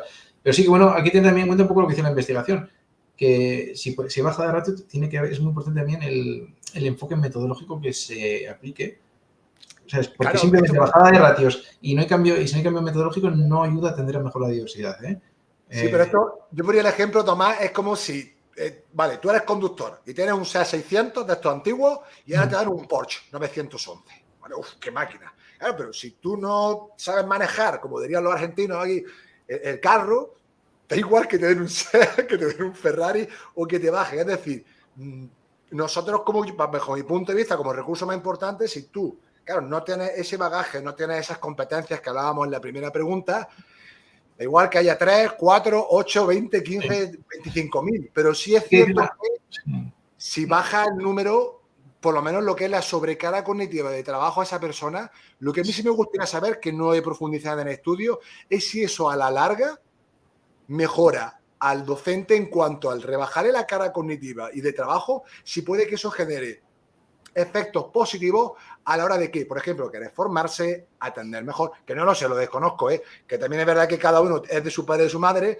y lo hablábamos antes, ahí está el profesor que se implica más, o el que termina las dos y hace así, y hace 4 cosas, porque esto es una descripción, no es ninguna crítica de por el estilo, pero sí es cierto que cuando queremos atender al alumnado, si partimos de esa situación adecuada, ¿no? Y deseada de que tenga ese bagaje, no es lo mismo atender a 10 que ponerte, vamos, yo también soy entrenador y he tenido a veces equipos en los que tenía a lo mejor 24 entre niños y niñas, sobre todo cuando empecé a entrenar. Allí en Atarfe, que tenía mixto, y te puedo asegurar que cuando luego baje a equipo ya de 12, ostras, y fíjate que eran 10, yo decía, madre mía, la diferencia, sobre todo también para atender de manera más personalizada. Y sobre todo un poco eso, hablando de la teoría de la cara cognitiva de John Waller y compañía, pues también en cierto modo eso te ayuda a liberarte y a desarrollar tu labor, no te voy a decir con mayor comodidad, no sé si sea la palabra, pero sí poder aterrizar todo lo que tienes aquí en mente, ¿no? De manera más adecuada. No sé, esto te lo suelto así La por investigación compartirlo sí que contigo, Tomás. dice que es más efectivo lo que es la docencia compartida. Más que bajar el ratio en sí de decir, venga, menos chavales en el aula, docente compartida. Yo sí que veo con la docencia compartida que es muy importante que haya buena sinergia entre ambos docentes, es fundamental, y luego que tengan una formación parecida también, es importante, porque imagínate que tú y yo estamos docentes, yo quiero tirar por aquí, tú dices, bueno, esto no. O incluso te dices, bueno, voy a hacer un proyecto que domino en esto, voy a hacer una gamificación, voy a hacer aquí viaje cooperativo, y tú no dominas, ¿no? Entonces, yo lo que te estoy diciendo es llevar a ti a terrenos muy inseguros, claro que sí que te puedes dejar llevar, pero al final te estás viendo que joder, que no dominas ese terreno. Entonces, una vez te formas, te pasas al día como a cañón ahí, o al final no funciona bien eso tampoco, ¿sabes? ¿No? Porque si yo no quiero formarme o lo que sea, pues al final no es positivo tampoco el hecho de que, por ejemplo, si hacemos estudio de docencia compartida, es que, pues yo esto no domino, encárgate tú y yo hago esto otro y ya está. Pues eso tampoco es positivo. Claro, porque lo que estás repartiendo, al final no hay un trabajo ahí cohesionado. Exacto, tiene que haber un trabajo cohesionado. Entonces yo creo que para que haya una buena docencia compartida es que ambos docentes tengan buena sinergia y que luego que tengan una formación un poco similar para que vayan de forma conjunta. Quiere decir que si vamos a hacer una gamificación, pues vamos a hacerla entre los dos, ¿no? Vamos a hacer el diseño entre los dos porque entonces ya dos cabezas ahí y hay buena sinergia, esto va a explotar, ¿sabes? Va a ser mucho más efectivo. Y luego, pues sí que es verdad que si hay dos docentes en el aula con el mismo peso, te permite atender a uno de forma más eficaz. Pero un conflicto, pues si tienes que salirte un ratico fuera del aula para resolver ese conflicto, pues perfectamente puedes hacerlo, ¿sabes? Son pequeñas cosas que se pueden hacer con docencia compartida. Pero lo que digo, para que sea eficaz, es importante que haya buena sinergia y como no haya buena sinergia, mal. Y luego una formación. Y la investigación indica, y va por ahí, van los tiros por ahí, más que en sí el hecho de bajar la ratio. Va más por los temas metodológicos, sobre todo cara a atender a la diversidad.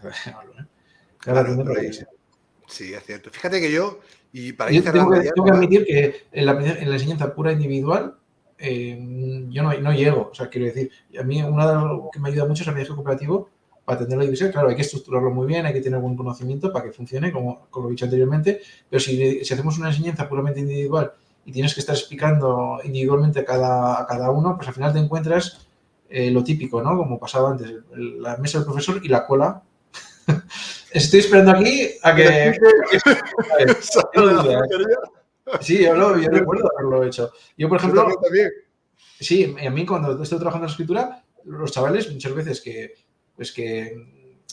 tienen esa dependencia del profesor, claro, enseguida de repente me encuentro dos chavales o tres haciendo cola conmigo. No, fuera. Tú tienes que hacer, primero te autoevalúas, ¿eh? Primero, antes de venir conmigo, te tienes que autoevaluar.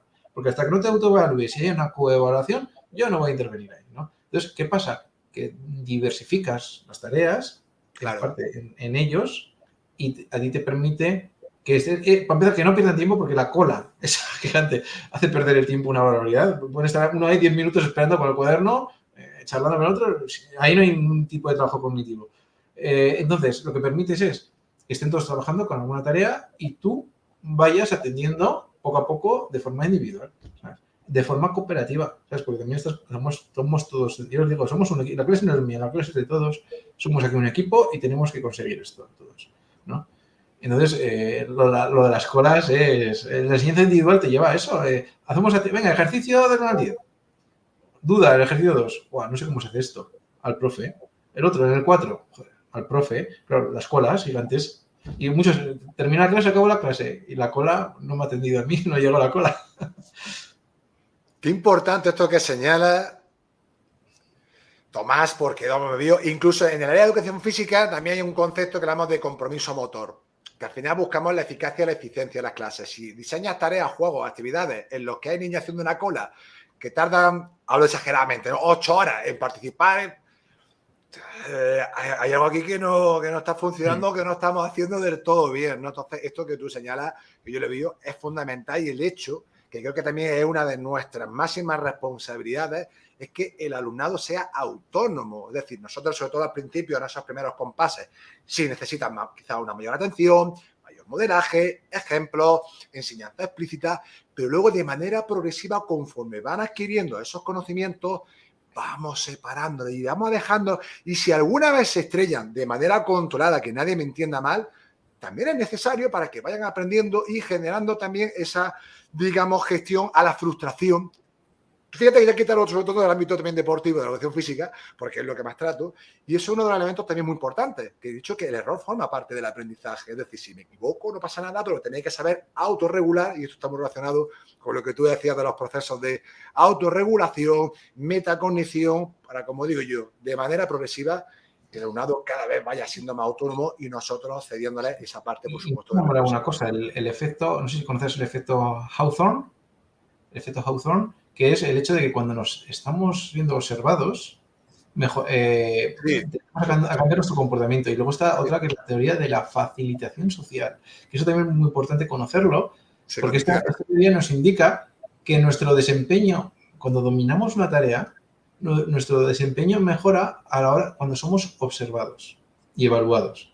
Entonces, aquí también entra muy claro la evaluación, el hacer listas de cotejo, el sentirse, oye, vamos a hacer por ejemplo, el efecto Hawthorne, cuando de repente establecemos una tabla de cómo estamos trabajando durante el día de hoy y hacemos un diario de sesión, donde vamos a trabajar hoy, y vamos a indicar aquí los ítems que hemos cumplido. Y no solo eso, sino luego uno del equipo se va a llevar a terminar de hacer un pequeño informe para que escriba lo que hay que mejorar, y al día siguiente lo pone en el grupo los aspectos que hay que mejorar. Pues estamos aplicando un poco el efecto Hawthorne en ese momento, porque el grupo se está sintiendo observado. También puedes hacerlo docente. Y luego la teoría de facilitación social, esto viene muy bien, sobre todo cuando ya empezamos a adquirir cierta competencia, cierta autonomía, porque el hecho de trabajar en grupo, al estar con otras personas, sobre todo cuando dominamos algo, lo hacemos mejor aún que si no nos observan. Y entonces, especialmente, esto viene muy bien para los que dicen, ¿no? Los chavales que igual que han adquirido más habilidad a la hora de mostrar, enseñar, ¿sabes? Con este efecto de facilitación social estás logrando el 100%. El 100%. Y luego, por último, que esto también... el hecho de la comparación social, la teoría de la comparación social, que está relacionada mucho, que estamos constantemente coevaluándonos con otros, autoevaluándonos y comparándonos con otros, inconscientemente. Entonces, estos procesos de evaluación formativa ayudan un poco a controlar eso, porque cuando nos evaluamos de manera consciente con otros, lo hacemos un poco sin control, y esto nos puede afectar en nuestra autoeficacia o autoestima o autoconcepto de manera negativa. El hecho de poner momentos para coevaluarnos y autoevaluarnos, el hecho de cómo hemos trabajado y qué comportamientos hemos tenido y cuáles son positivos y cuáles han sido negativos, y analizar qué debemos cambiar y cómo debemos cambiar, estábamos trabajando toda esa teoría de la comparación, la teoría de la comparación social. Al hecho de vamos a autoevaluarnos, a ver cómo nos vemos nosotros mismos, nos comparamos cómo nos ven otros, y a partir de ahí no basta decir, ya está, esto está mal, pues es que es muy malo. No. Damos el feedback y vemos lo que podemos cambiar, y a partir de ahí, el próximo día, vamos a recordar eso que tenemos que cambiar, ¿no? Y entonces estamos un poco enfocando esa comparación social que muchas veces pasa en el modelo, por ejemplo, puramente examen, 10 exámenes, y el niño, tienes al chaval que siempre suspende y el chaval que siempre saca 10. Claro, es que automáticamente ese efecto de comparación social se va a producir totalmente de manera descontrolada, comparándose las calificaciones, porque al final los chavales se van a comparar las calificaciones. Es que es un hecho social, se van a comparar y van a decir, mira, este que listo es y este que tonto es. Es así, ¿no? Y posiblemente no es que sea el otro más listo o más tonto, simplemente es pues que posiblemente tengan mayores herramientas para poder realizar esa prueba, o tengan más apoyo. Es que hay muchos factores, puede tener más apoyo familiar, o también puede tener más habilidad, más capacidad, ¿no? Para desarrollar, para hacer mejor esa prueba, ¿no? Pero el hecho de poner una situación de autoevaluarnos, nos evaluamos, no nos calificamos, analizamos los errores, comparamos y damos feedback, eso es una herramienta para controlar ese efecto que se produce de manera innata en el ser humano, por ejemplo. Qué bueno. Pues Tomás, llegamos aquí al final, suena como siempre digo la señal final del partido, y ha sido un placer escucharte, charlar contigo. Creo que has dejado aportaciones de gran valor con ejemplos prácticos de cómo trabaja en el aula. Sé que, bueno, profundizar mucho más, aquí podríamos estar 8 horas perfectamente hablando, pero creo que ha sido bastante claro, explícito a la hora de exponer cómo trabaja, tanto a nivel metodológico, a través de utilizando la evaluación formativa, tu diseño de tareas y demás. Y como decía, claro ejemplo de que te gusta estar al tanto, a la vanguardia de la investigación, de volcarlo en el aula, de seguir afinando todas las prácticas que llevas a cabo. Y eso, a fin de cuentas, se benefician todos los agentes educativos. Tú el primero, alumnado, familia y el centro, por supuesto, como ente global. Así que nada, Tomás, ha sido un verdadero placer tenerte aquí y nada, aquí te dejo la cámara aquí para decir lo que te apetezca. Por supuesto, dejaré toda la información en la caja de descripción de las redes sociales de Tomás para todas aquellas personas que quieran conocerlo un poquito más y todo para ti, Tomás. Nada, pues que ha sido un placer haber estado aquí conversando contigo. Espero no haber metido mucho rollo porque a mí me encanta hablar sobre estos temas y me pongo a hablar y sí que de verdad tengo que decir que cuando me pongo a hablar de estos cosas pierdo un poco la noción del tiempo. Porque en estado de flow, ¿no? Ese estado de flow que está ahí, a mí pasa mucho igual que a ti, en ese sentido. Sí, y ha sido también un placer conocerte aquí así, verte en vivo, ¿no? Que hemos hablado vía Twitter, hemos compartido vía Twitter, pero bueno, eso de estar aquí contigo, hablar sobre educación, sobre metodologías, bueno, un poco de todo lo que hemos hablado, ha sido un verdadero placer. Así que nada, decirte que muchas gracias y espero que podamos seguir en contacto. Por supuesto que si yo aquí he hecho algunas anotaciones, que sepa, porque siempre saco cosas de las que seguir aprendiendo e investigando. Así que nada, te agradezco mucho tu tiempo, Tomás, y que hayas volcado toda tu experiencia aquí en este modesto canal. Y nada más, como siempre digo, a todas las personas que estén ahí detrás de la pantalla una semana más, muchísimas gracias por vuestra atención y si así lo desean, pues nos vemos en una próxima edición de Charlamos sobre Educación. Tomás, abrazo enorme y seguimos en contacto. Vale, venga, un abrazo. Chao.